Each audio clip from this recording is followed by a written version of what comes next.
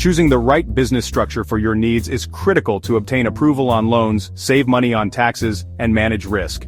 Ready to simplify your decision-making? Let's dive in. First up, sole proprietorship. It's the simplest and automatic choice, but watch out, your personal assets are on the line if things go south. Next, partnerships. Think of it like a multi-person sole proprietorship.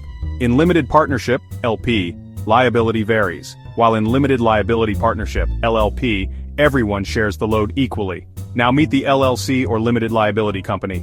It offers a sweet balance, protecting your personal assets while keeping things straightforward. Then there's the corporation, ultimate protection with a bit more complexity. From C-Corp, which can have double taxation where the corporation pays taxes, then owners pay tax on dividends again, to S-Corp that pass profits and losses directly to the shareholders, and B-Corp that have standards of social and environmental positive impact, each has its complex quirks.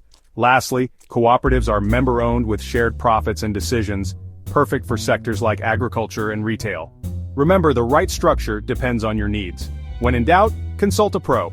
Check the description below for our free business structure decision-making tool. Don't forget to subscribe to our videos for more tips to make your money grow.